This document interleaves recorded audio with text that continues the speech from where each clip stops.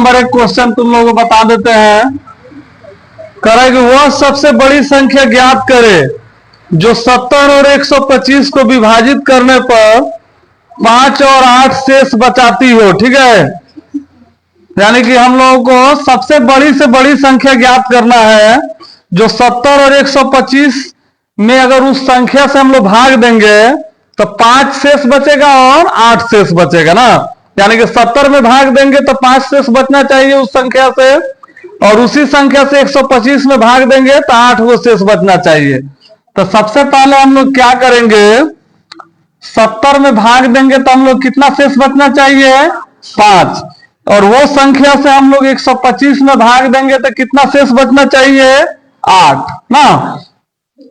तो कोई ना कोई संख्या है जो हम लोग ज्ञात करना है, जिससे हम लोग 70 और 125 में भाग देंगे तो एगो में 5 शेष आएगा और एगो में 8।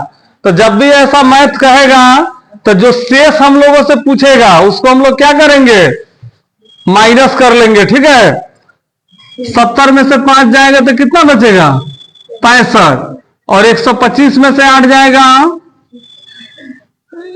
15 में से 8 गया 7, और यहां बच गया 11 ना। तो जब इस पर आ जाएगा तो इसका हम लोग क्या निकालना रहेगा, HCF। 65 हो गया, 117 हो गया, तो ये कितना से लगेगा, 3 दूनी 3 से तो लगेगा नहीं, 5 से लगाएंगे, 5 का 5 5 15, 13 हो गया। और यहां पे हम लोग 7 1 8 1 9, 3 से लगाएंगे, 3 3 9, 3 9 27, फिर 3 से लगाएंगे तो 13 आ गया। तो 65 के लिए हम लोग को आया कितना, 5 गुने 13, और 117 के लिए कितना आया, 3 गुने 3 गुने 13 ना। तो इसका HCF कितना हो गया, हाँ, यानी कि 13 दोनों में है, तो यही हो जाएगा हम लोग का आंसर। यानी कि 13 से अगर हम लोग 70 में भाग देते हैं, देखो इसको करके दिखाना नहीं, हम लोग अपना से चेक कर रहे हैं। 13 से अगर हम लोग भाग देंगे 70 में तो 13 पचे 65 है, तो 5 शेष आया कि नहीं आया। और फिर मान लो 13 से अगर हम लोग 125 में भागा दे रहे हैं, 13 7 91, 13 8 कितना होता है, 108 3 24, 13 8 104, 13 9 9 3 27, 9 3 12, ज्यादा आ जा रहा है, 13 8 8 3 24, 8 13 8 104, कहाँ आ रहा है,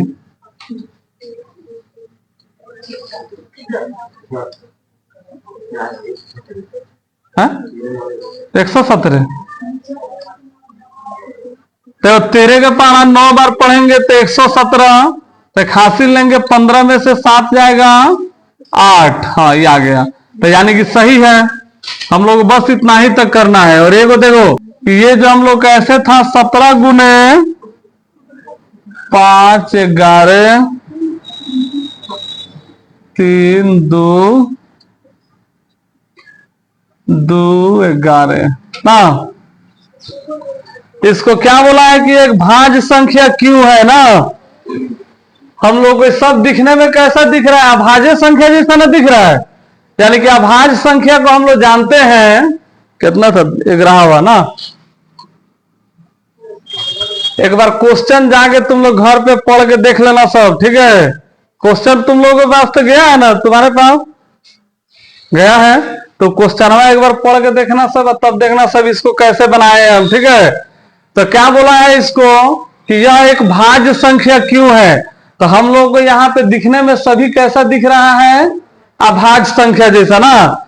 तो ऐसा मैथ तुम लोग को एक बार पहले भी बताए हैं। तो सबसे पहले हम लोग देख लेते हैं कि हमें कौन कौन दो है ना एक जैसा है। तो 11 है, 2 है, 11 है और 2 है ना। अगर हम लोग थोड़ा देर के लिए दिमाग में ऐसे कर लें, या मान लो इसको ऐसे अगर लिख देते हैं, दिमागे में कर लेते हैं, लिखने का जरूरत। मान लो 2 इधर है और 3 इधर है, तो कोई फर्क पड़ेगा, कोई फर्क नहीं पड़ेगा। तो हम लोग यही 2 गुने 11 को हम लोग कॉमन ले लेंगे, ठीक है। अंदर बच गया कितना, 17 5 3, और प्लस करके 1 होगा, क्योंकि 1 को तो हम लोग बाहर निकाल ना लिए, अब बच रहा है, यानी कि हई बाहर निकालनी है। अब बच गया सिर्फ यही ना ना, तो एक हो गया यहां पे।